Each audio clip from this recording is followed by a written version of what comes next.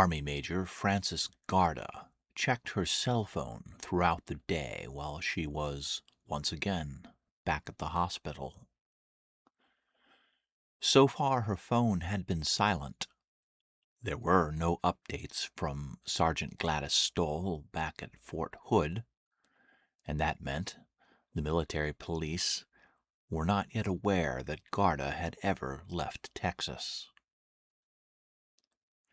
But Garda knew a second full day of reconnaissance, loitering in a quietly liminal waiting room, hoping for any sign of Jack Turner, meant a big risk of falling under suspicion. Suspicions and questions could lead to telephone calls and trouble.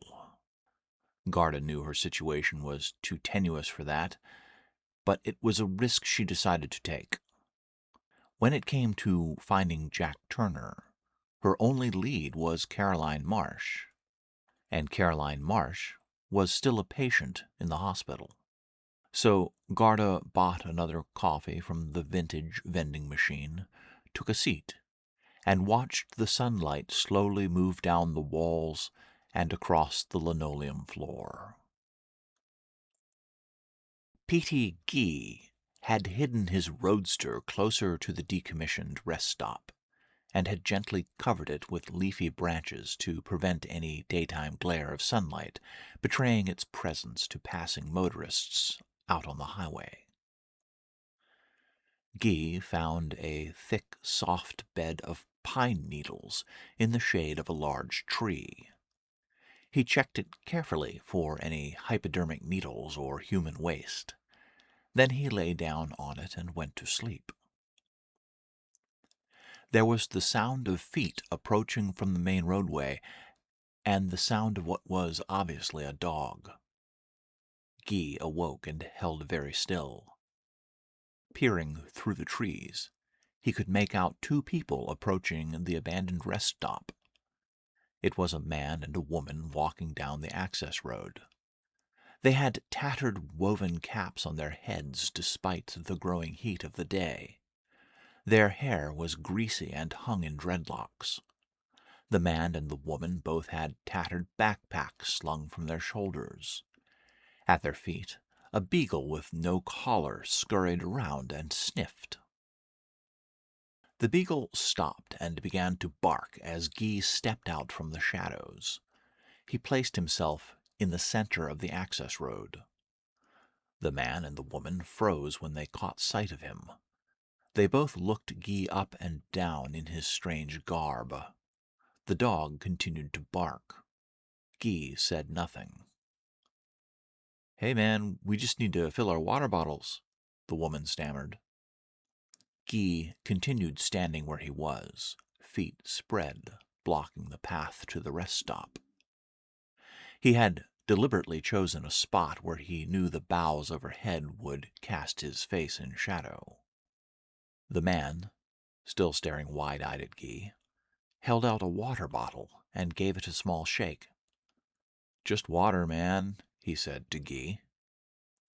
Ghee let several more awkward moments of silence go by. Then he spoke very slowly and very deliberately. "Water's off," he said. A few more moments of tense silence went by. The dog barked a few more times. Then the man said, "Oh, okay, cool, don't want any trouble." The man called his dog to him.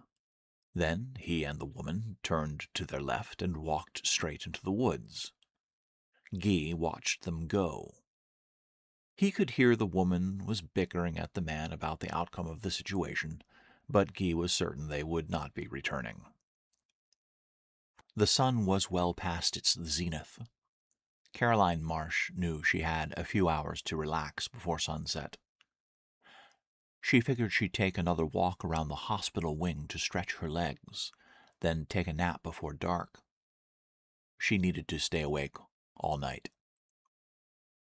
When Marsh stepped out of her hospital room, the police officer stationed at her door stood up to go with her.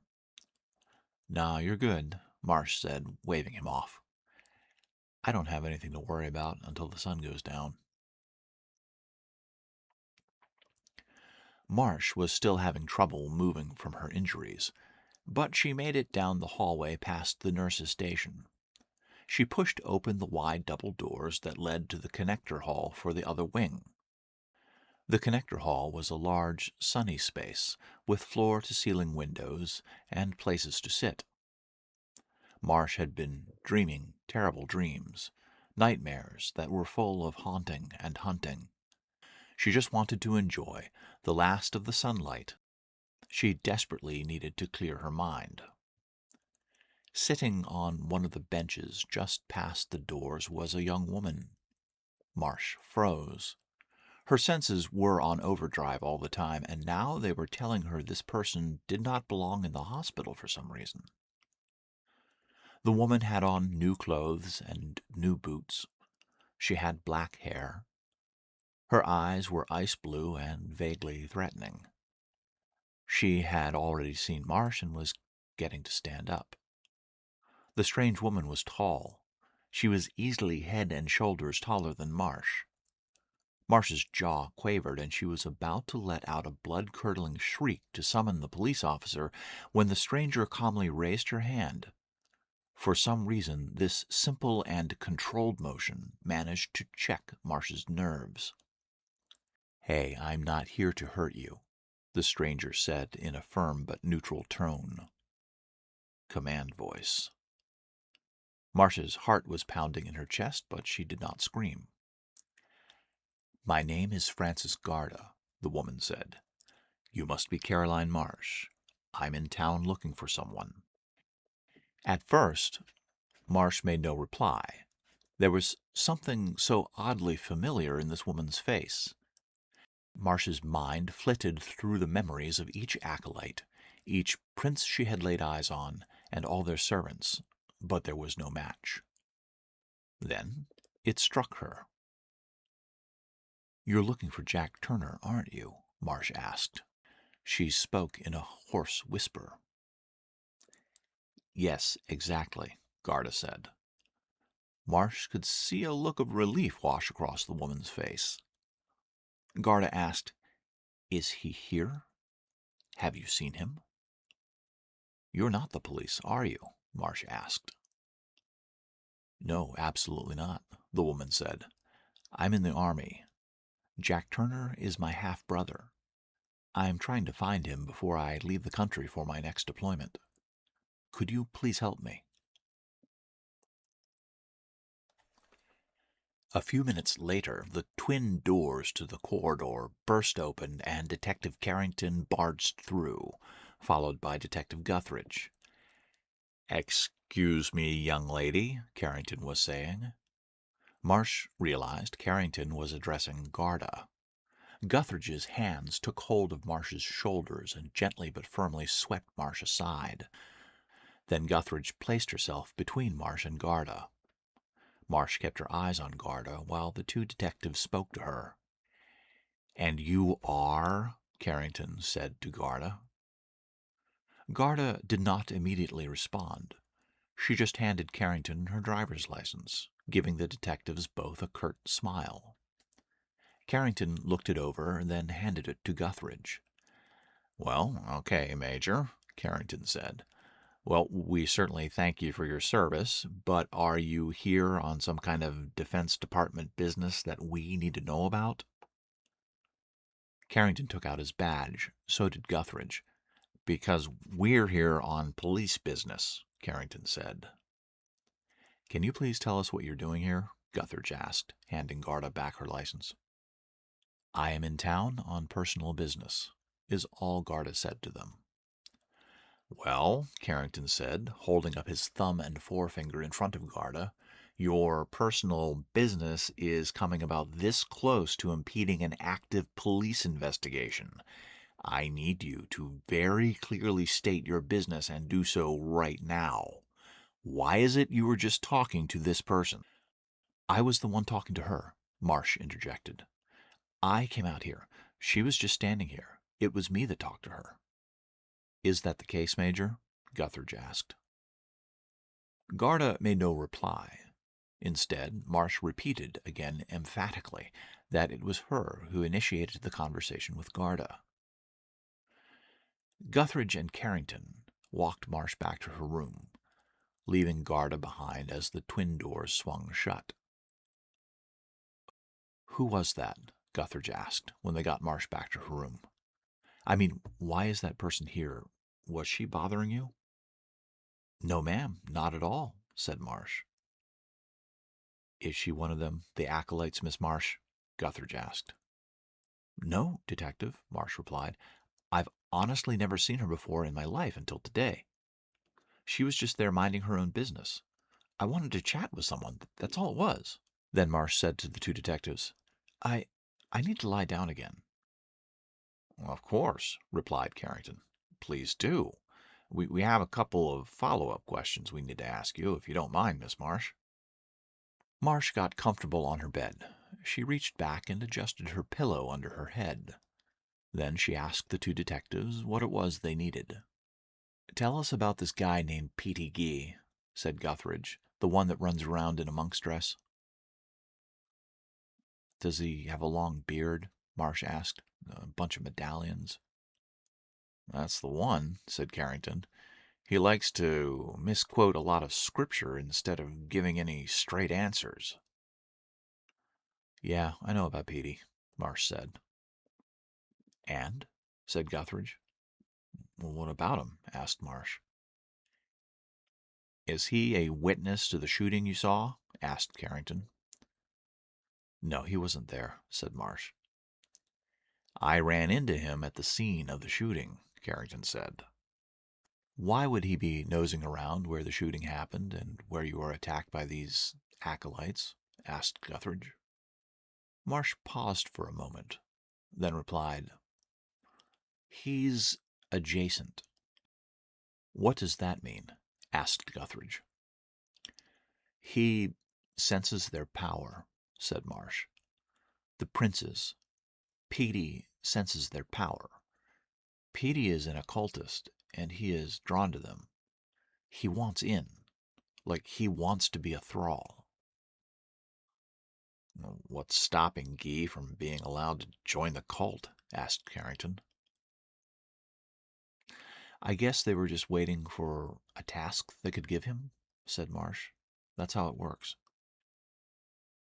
"The cult was waiting for a task to give him?" asked Carrington. "Like to test him out? Something like that? What are these tasks like?"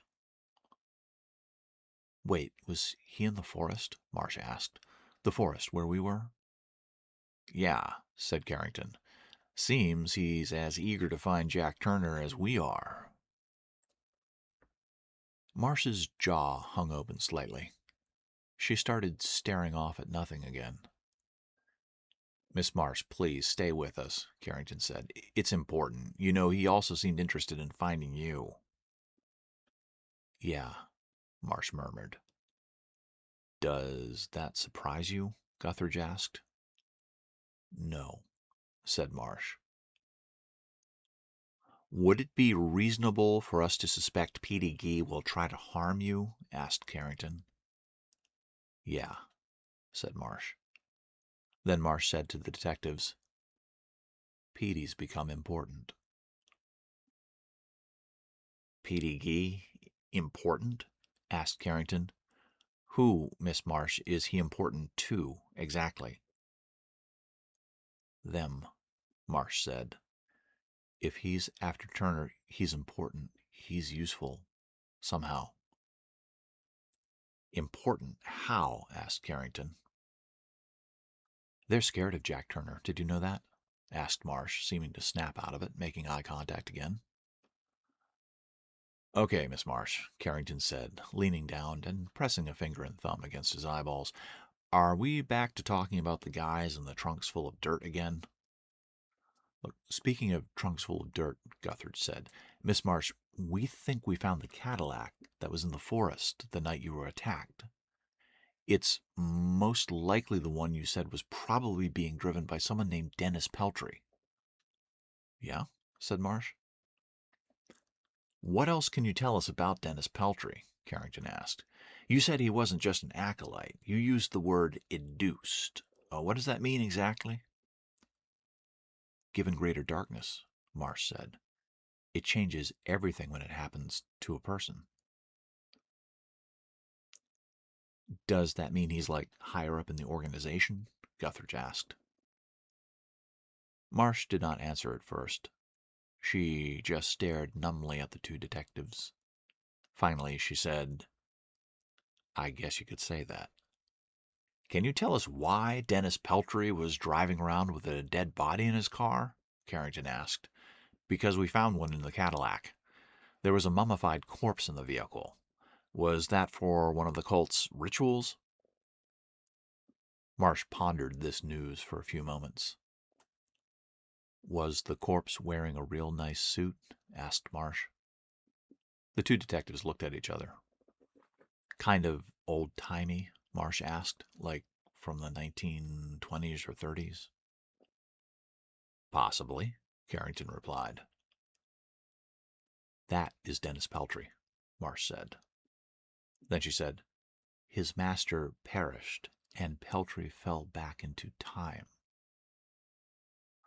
What do you mean by that? Guthridge asked. Do you mean like Dennis Peltry was outside of time and then he was back inside of it? How does that work? Yeah, is all that Marsh would say.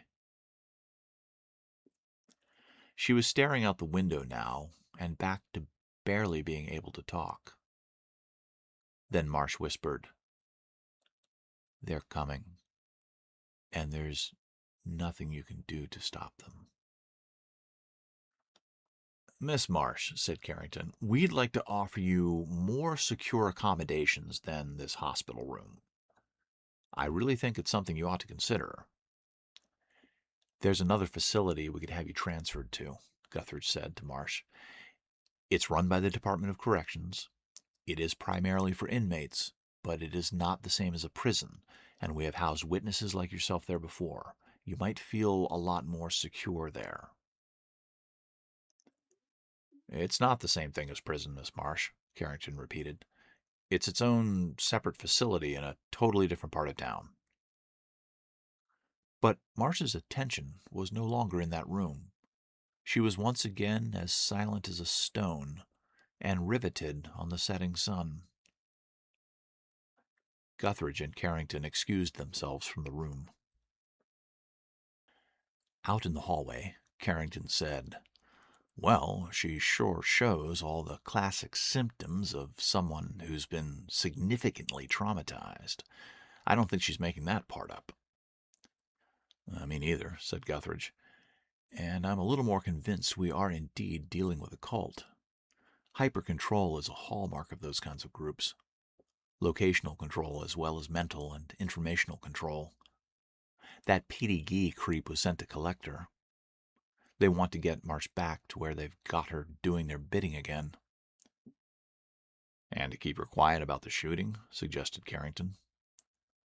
About a whole mess of things, likely, said Guthridge. I'm with you. I think most of Marsh's story is just a story. But we've got an active cult in the area, and they're up to all kinds of things, it seems. Marsh is our key to bring them down, not just Turner. Yeah, well, we're thinking along the same lines here, Detective, said Carrington. Slowly but surely, we'll get the real picture out of Marsh. We gotta keep her convinced to stay here. Maybe even get her out of here and over to the offenders clinic where we can actually lock all the doors. Tell her she's got to be kept under observation for now or something. I'm sure Dr. Ringle will go along with something like that. I need Petey Ghee to show up again so I can arrest him. Or Turner, better yet. So far, there's nothing more on this Dennis Peltry guy that Marsh said was the driver of the Cadillac that morning, Guthridge said. He's still out there somewhere, and he knows something. Maybe he is one of these acolytes. Or didn't Marsh say he was more like a thrall? Either way, I'd still like to bring Peltry in and get him talking. After the detectives left, Marsh allowed herself a few minutes of sleep in the darkened room. She wanted to be awake all night. She drifted off as the sun hung low in the sky.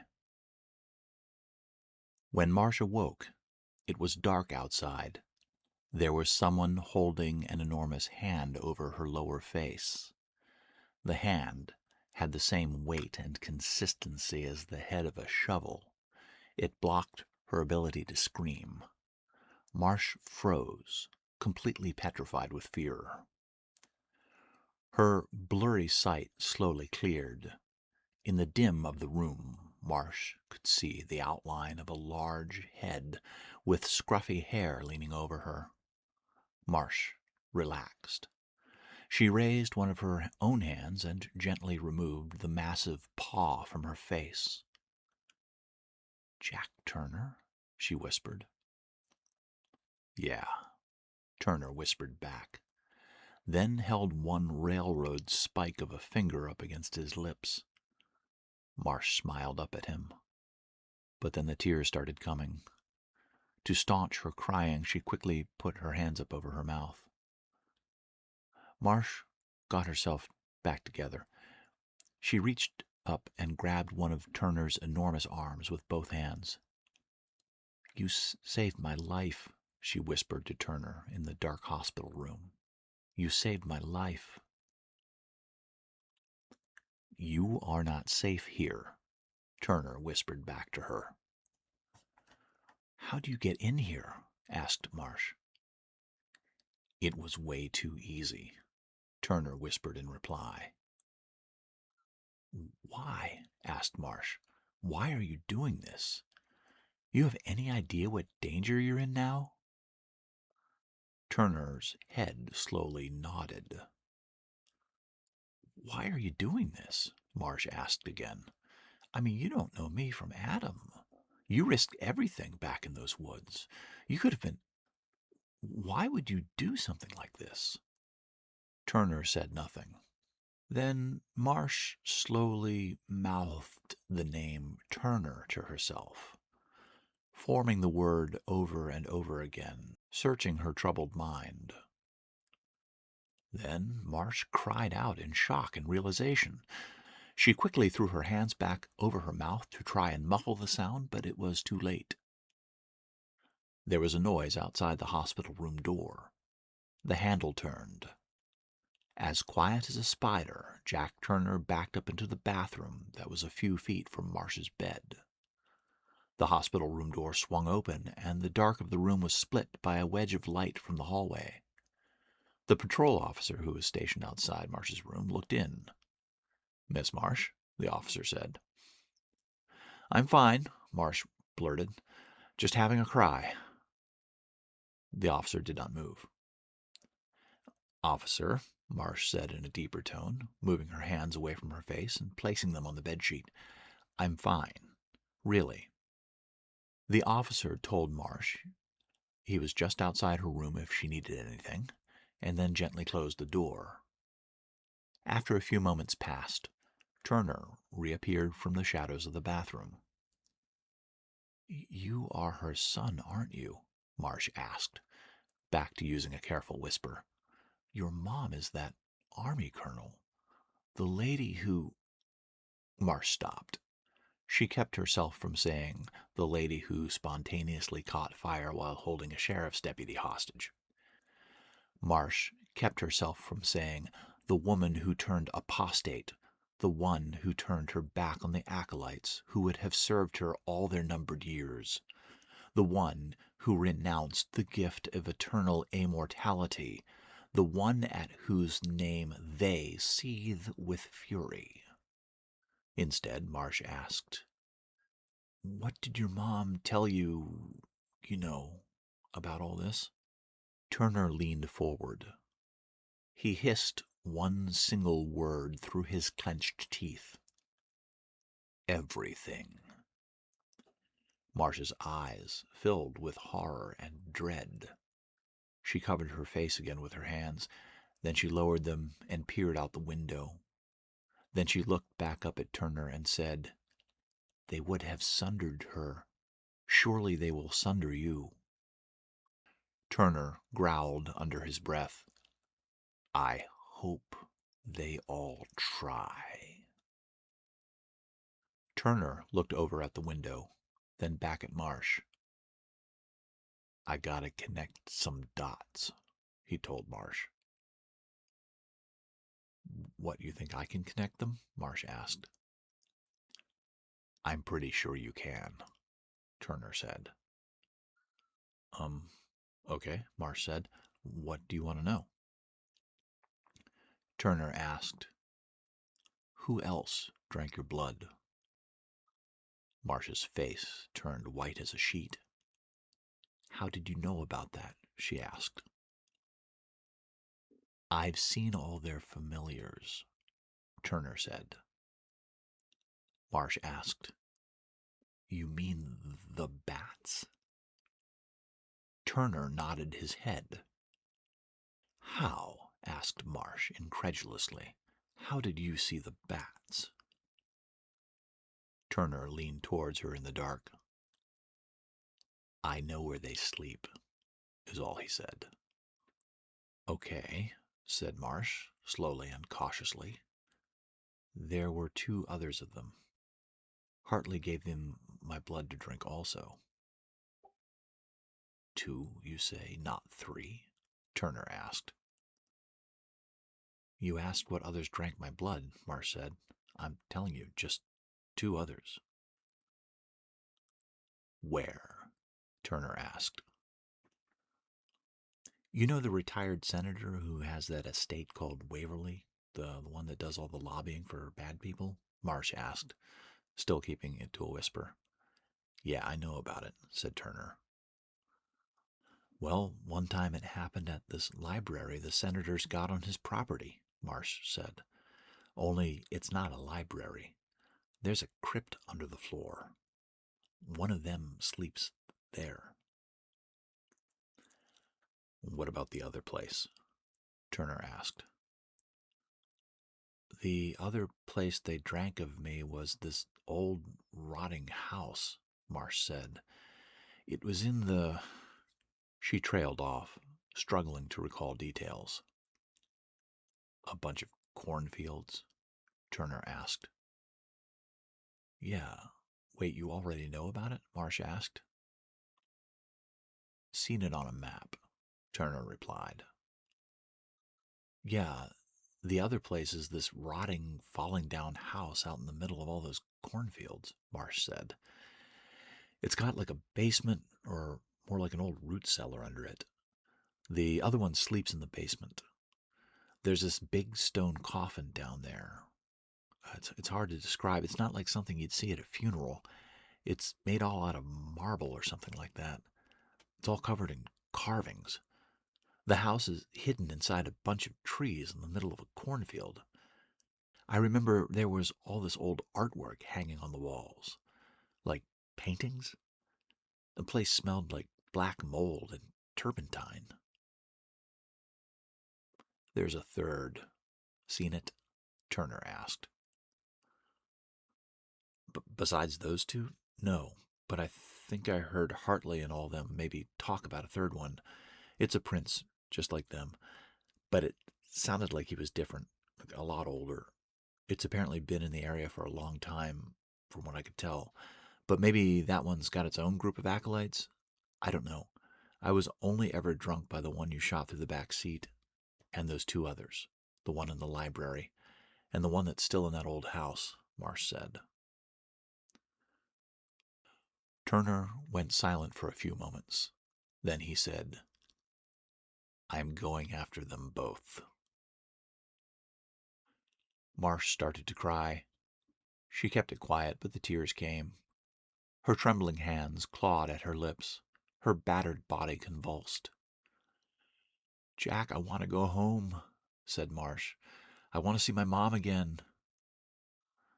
Then she asked Turner, Can you really do it? Are you able to destroy them both? I can't keep running. I'll end up going back to them. I just know it. They'll kill me. Can you kill them?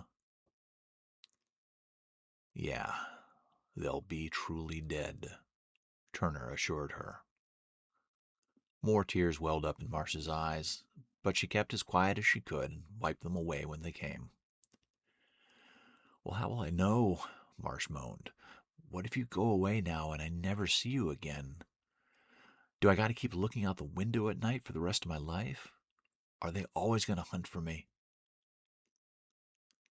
You'll know, Turner said. You'll feel it. Marsh was silent for a while. She had seen Turner already vanquish one of them. But Marsh would have not needed to see it happen to know that it had happened. When she had been lying in the dead leaves on the ground back in the forest clearing that night, watching the car become consumed by fire, she remembered becoming overwhelmed with a tactile feeling of release, like the legs of a million tiny spiders being wiped from her skin, gone forever. And, well, before that, there had been, supposedly, no hope for Turner's mother. Yet even the colonel managed to defy and disobey. So maybe there was hope, after all, for a mortal who turns apostate. Maybe, Marsh allowed herself to think, maybe these abominations were not actually as powerful as Hartley, Damien, Hirth, and all the other acolytes made them out to be. "Hey," whispered Marsh. "What?" said Turner. "Your sister was here looking for you," Marsh said. Turner said nothing at first. Then he whispered, "I don't have a sister." "Yeah, you do," Marsh whispered as softly as she could.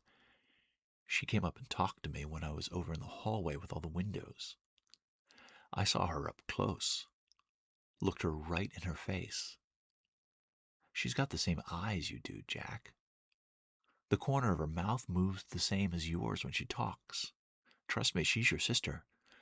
She was in this building. We were talking in the hallway, right before those two detectives showed up again." Turner said nothing. Marsh reached under her pillow and pulled out an envelope that she had been keeping hidden. "She gave this to me right before those two detectives barged in," Marsh said. "I kept it. I figured you'd show up here sooner or later."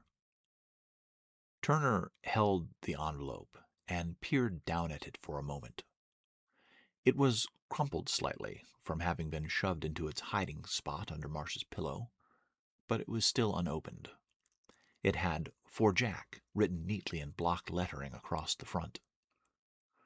Turner flipped it over, took a look at the other side of it, then folded it and put it in his back pocket.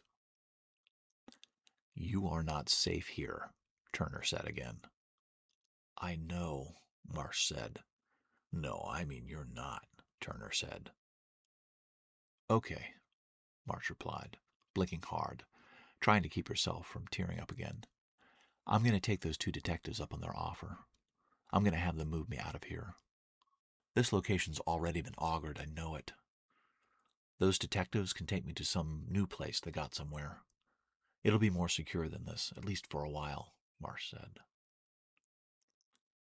Marsh indicated the small bathroom behind Turner. "Go back in there," she said. Then, raising her voice, Marsh loudly called out to the officer stationed outside her door. The officer came in. He looked around the room. "What is it?" the officer asked.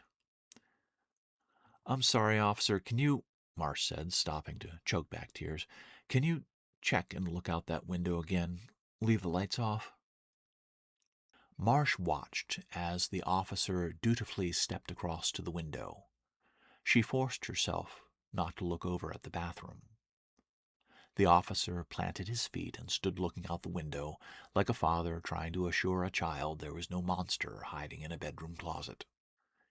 He took a few moments to attentively inspect the dark parking lot that could be seen outside below the window and the lights of the town beyond it.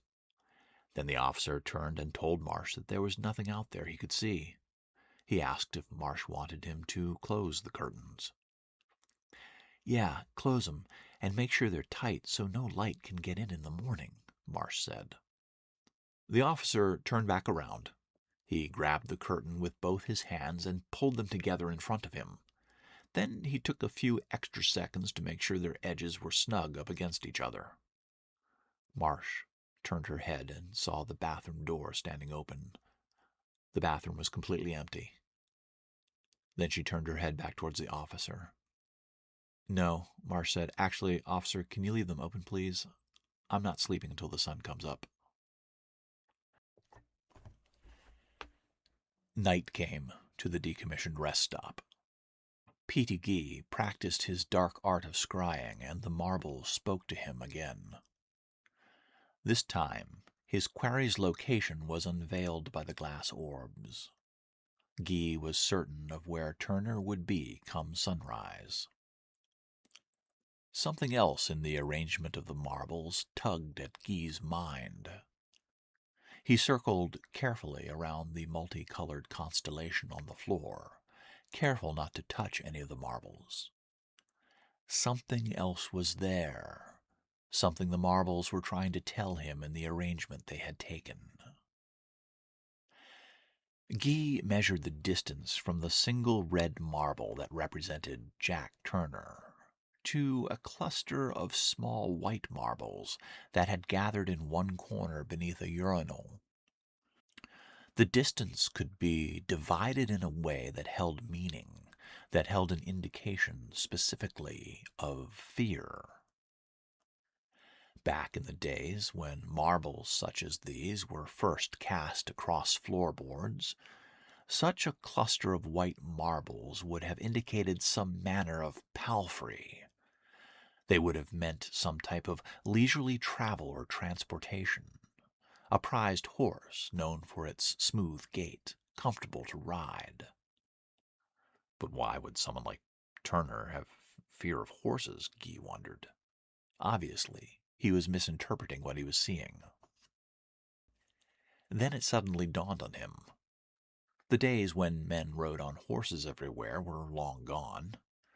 In this new era, palfrey had become automobiles. The marbles were telling Ghee that Jack Turner did not like cars. In fact, Turner had a phobia of them. Ghee collected the marbles one final time and exited the abandoned rest stop's bathroom.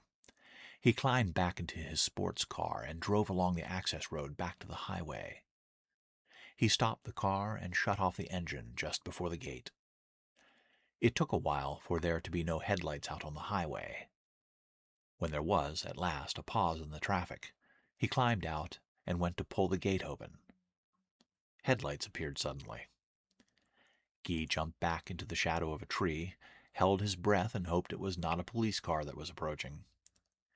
It turned out to be yet another long-haul truck, roaring past, incognizant of the access road, of Ghee, or of his roadster. Ghee quickly got the gate open, got back in his vehicle, and tore out onto the highway before any other headlights appeared. Ghee drove through the night, down numerous back roads until he reached the decrepit, abandoned chapel by the creek. He killed his headlights as he drove the sports car across the unkept lawn. In the moonlight, Ghee could see that the front door of the chapel was unlocked and slightly ajar. Ghee got out and went over to the door. Very cautiously, he pushed the door a little further open. A tall, dark form stood in the middle of the floor beneath the belfry. "Hearth?" Ghee whispered into the gloom of the chapel. "Get in here," Hearth commanded. Ghee obeyed and approached the senior thrall. "I'll have him just after sunrise," Ghee said. "That's fine," said Hearth. "In the sunlight, Jack Turner thinks he has all the advantage over his grace. His guard will be down, and we're going to use that against him." Hearth handed Ghee a paper highway map with an X marked on it. Ghee asked what it was that was marked on the map. "That's where the highway goes under a new overpass that's getting constructed," Hearth said. "It's one of the biggest in the state's history. For now, with all the construction that's going on, it's basically a tunnel. In the first hours of morning, it'll be a dark tunnel. No sunlight. The highway runs through it. We'll make sure there are no workers there just yet. His Grace LeBlanc will await you there. Bring Jack Turner." The town's giant new shopping center was called Estuary Landing. It was built out beyond the last of the big box stores and highway exits. It was actually right on the bank of the largest creek that ran past the town. There was a marsh on the side of the creek for which the shopping center was named. The marsh sat opposite the shopping center. The lights of the Estuary Landing Shopping Center at night were enormous and very bright. They illuminated the opposite side of the waterway almost as brightly as they did the vast sheets of asphalt adjacent to the shopping center, where cars and trucks and SUVs waited for their owners to return. Estuary Landing had its own amusement park, complete with a Ferris wheel and 2 roller coaster rides.